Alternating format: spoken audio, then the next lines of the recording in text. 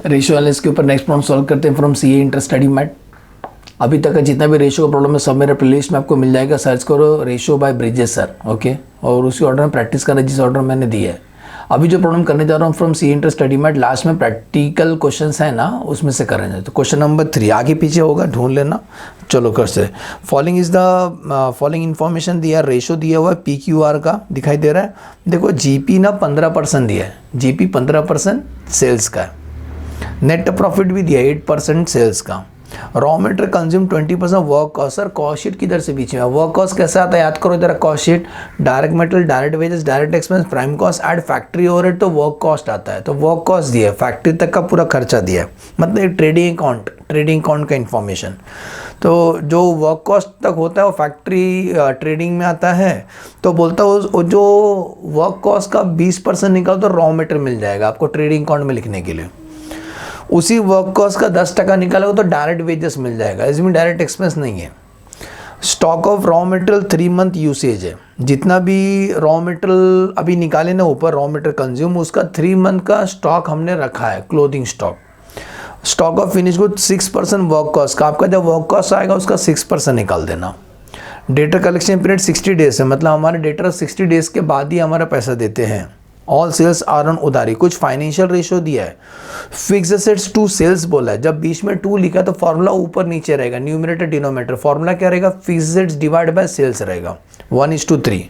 Fix assets to current asset दिया है तो बीच में 2 लिखा है तो वैसी फॉर्मूला रहेगा। करंट रेशियो का फॉर्मूला आपको मालूम है, करंट एसेट्स अपन current liability. Long term loan to current liability, बीच में 2 लिखा तो फॉर्मूला सीधा सीधा लिखो। Share capital to reserve, formula सीधा सीधा लिखो। अब नीचे पढ़ो, इफ द सब पढ़ने के बाद लास्ट में एक अमाउंट दिया है, फिक्स्ड 26 लाख। चलो थैंक यू, कुछ तो दिया आपने, तो फिक्स्ड 26 लाख दिया है। हमें क्या बनाना है सर जी, हमें बनाना है profit and loss account, balance sheet बनाना 31 मार्च 2013 का। ठीक है सर, तो चलो बना लेते। तो पहले यहाँ बना लेते हैं। मैं फ्रंट पेज पे आपको वही बना के रखना है, एक आपका ट्रेडिंग और प्रॉफिट लॉस अकाउंट और ये आपका बैलेंस शीट। ठीक है, ये दोनों कॉमन है, साथ में बना रहे हैं। ठीक है, तो trading and profit and loss account बीच में हम क्लोज कर देंगे, ट्रेडिंग और प्रॉफिट लॉस अकाउंट, ये आपका बैलेंस शीट। चलो अभी सॉल्व करने के लिए हम स्टेप बाय स्टेप जाएंगे। ठीक है, क्या क्या हमें दिया, हमें एक ही अमाउंट दिया है, मालूम है, एक फिक्स एसेट्स दिया। देखो पूरा दूर दूर तक ना कुछ नहीं दिया, बस एक दिया है, इसी को देख के सॉल्व करना। मतलब अपने को फिक्स एसेट दिया 26 लाख, देख रहे हो, केवल 26 लाख का बेस पे पूरा सब निकालना है। तो एक ही अमाउंट दिया हमें फिक्स एसेट्स का 26। अभी हम सॉल्व करते हैं, बाकी तो पूरा हिंट दिया है, ये उसका परसेंट, ये इसका परसेंट है, हम आपके हैं कौन। तो चलो स्टार्ट करते हैं। सबसे पहला आपको ये सर्च करना है कि फिक्स एसेट्स किस रेशियो में यूज़ किया गया। देखो सेकेंड फाइनेंशियल रेशियो में देखो फिक्स एसेट्स टू सेल्स बोला है ना, तो पहले लिखेंगे फिक्स एसेट 2 बोला तो डिवाइड करना। इसका आंसर दिया 1:3। हमने दोनों में से क्या मालूम है, हमें फिक्स एसेट्स मालूम, तो फिक्स एसेट्स लिखेंगे 26 lakh divide by sales equal to 1:3, 1/3। Cross multiply करो, सेल्स को यहाँ भेजो, 3 को इंटू कर दो तो सेल्स आएगा 3 टाइम्स आएगा। तो 26 लाख इंटू 3, आंसर 78 लाख। बोलो समझा, 78 लाख क्या निकाला हमने, सेल से निकाला। एक बार सेल जो आंसर आ रहा है मैं बॉक्स में डाल रहा हूँ, लिख भी रहा हूँ। तो सेल्स क्रेडिट साइड में लिखेंगे बाय सेल्स, तो हमारा सेल कितना गया, पूरा का पूरा उधारी है, बोला भी था 78 लाख। नंबर 2, अब क्या क्या ढूंढेंगे,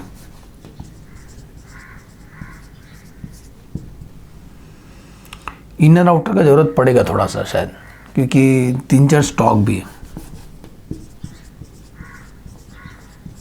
ठीक है, working note number 2।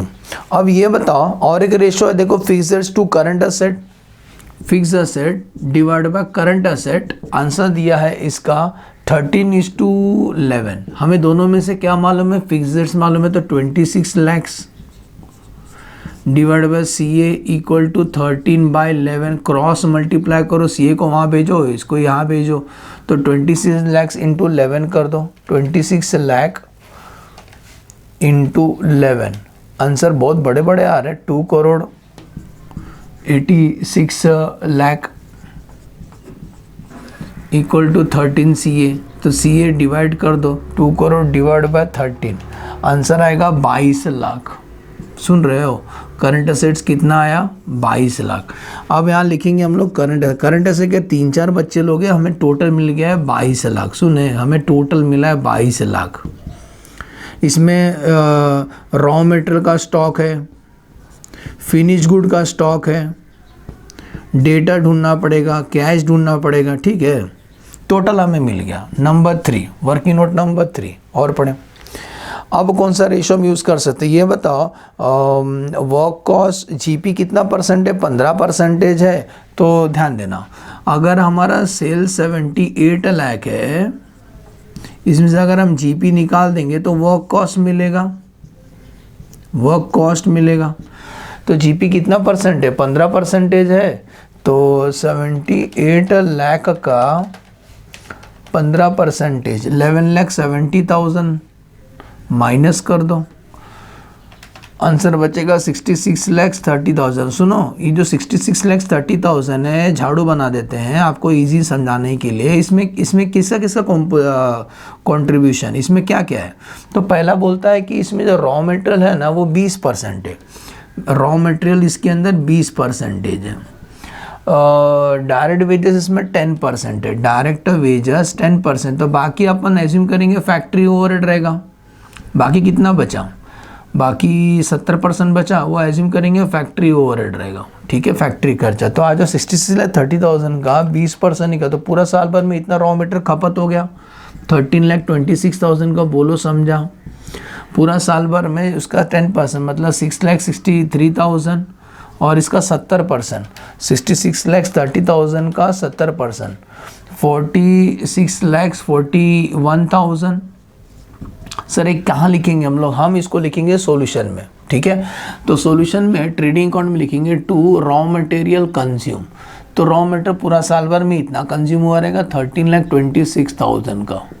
Direct wages लोग को हमने कितना पे किया 6,63,000 और वो फैक्ट्री का खर्चा, फैक्ट्री ओवरहेड 46,41,000। यहाँ तक समझा। अकाउंट टैली करेगा तो जीपी मिलेगा। जीपी ये क्या निकाले थे ना 11,70,000, एज्यूम करता हूँ इतना तक तो समझा। ये जीपी ऊपर से नीचे आएगा तो by gross of profit 11,70,000। Question में सर्च करो, नेट प्रॉफिट भी दिया हुआ था बेटा, नेट प्रॉफिट।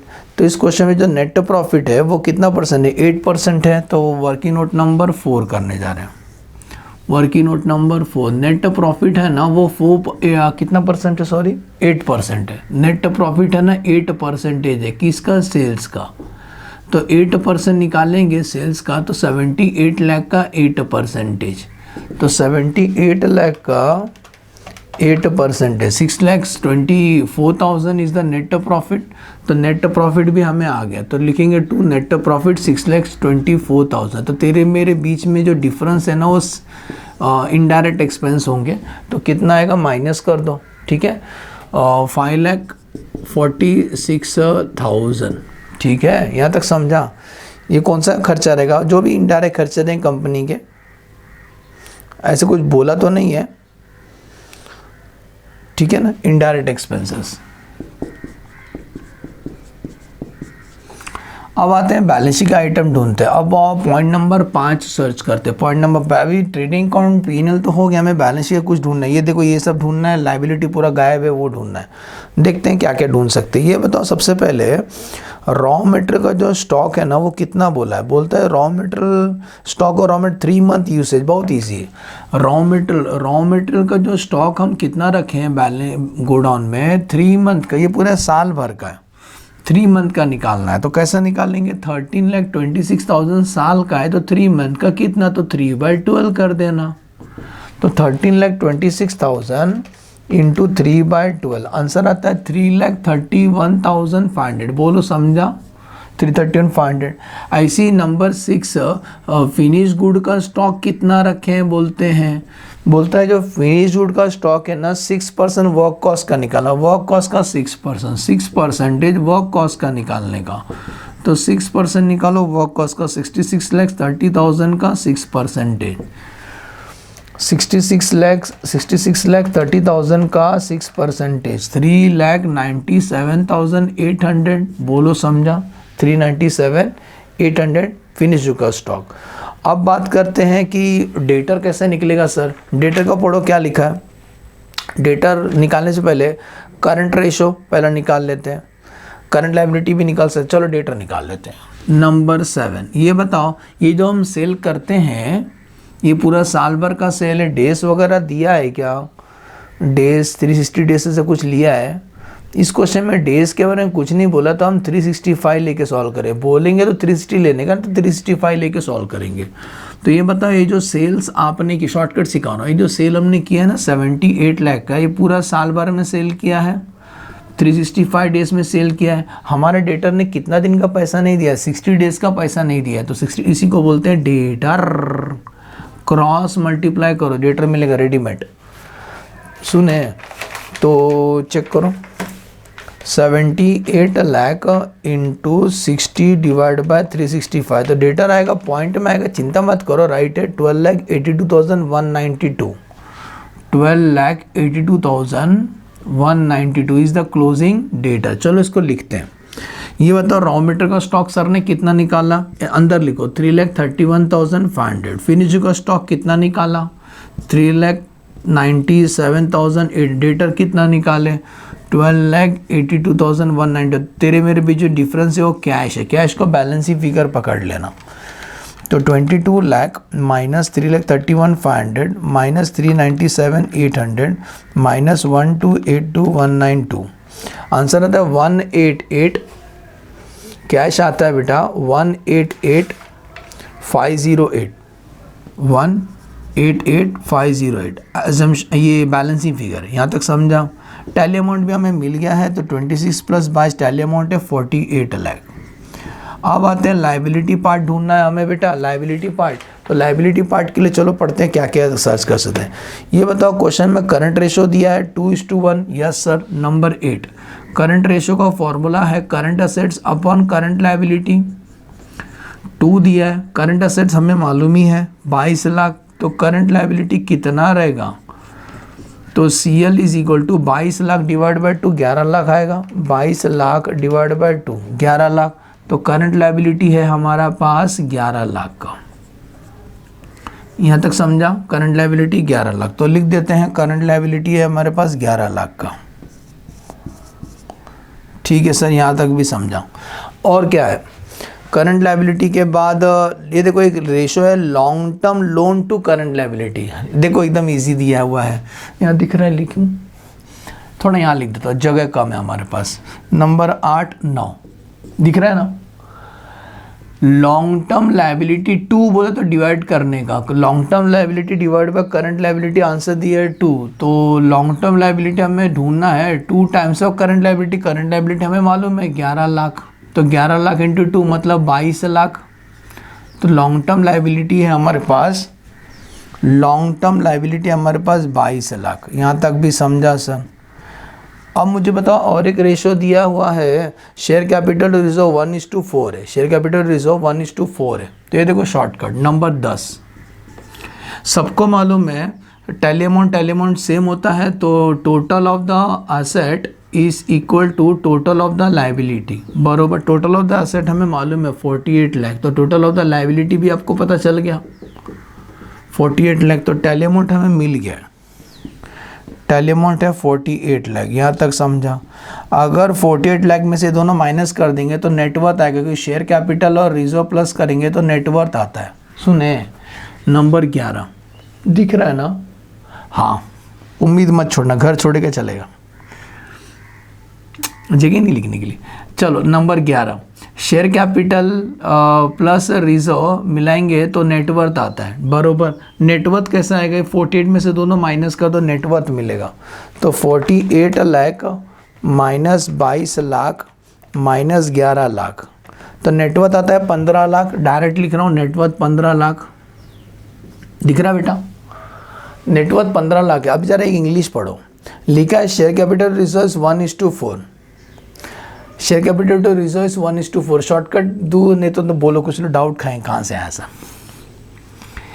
इसको थोड़ा और स्टेप करता हूँ, और एक स्टेप सॉल्व कर। लिखा है share capital divide by reserve इस कितना दिया है, शेयर कैपिटल 2 बोला है ना, 1:4 दिया है, बरोबर। इसको कैसा लिख सकते हो, रिजो को वहाँ पे जो शेयर कैपिटल का है, तो Rijo is how many times of 4 times of share capital, Rijo is 4 times of share capital, number 12 आना दे। शेयर कैपिटल में रिजो प्लस करेगा तो नेटवर्थ आता है। अभी मैंने बताया था नेटवर्थ कितना आया था, हमें माइनस किया था ना, तो 15 लाख आया था, 15 लाख आया था। शेयर कैपिटल के जगह पे शेयर कैपिटल लिखो, रिजो के जगह पे ये सब्स्टिट्यूट कर दो, 4 टाइम्स ऑफ शेयर कैपिटल, तो शेयर कैपिटल 4 है, ये 1 5, तो 5 share capital equal to 15 lakh. तो यहाँ से आपको शेयर कैपिटल मिलेगा। तो व्हाट इज शेयर कैपिटल, तो 15 लाख डिवाइड बाय 5, आंसर है 3 लाख। बोलो समझा। शेयर कैपिटल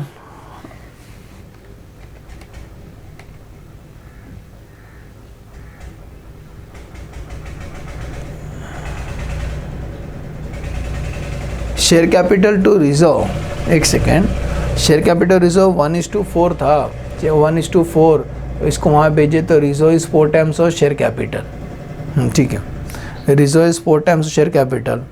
तो एक सेकेंड में चेक कर लें, तो 3 का जो शेयर कैपिटल है उतना ही रहना चाहिए।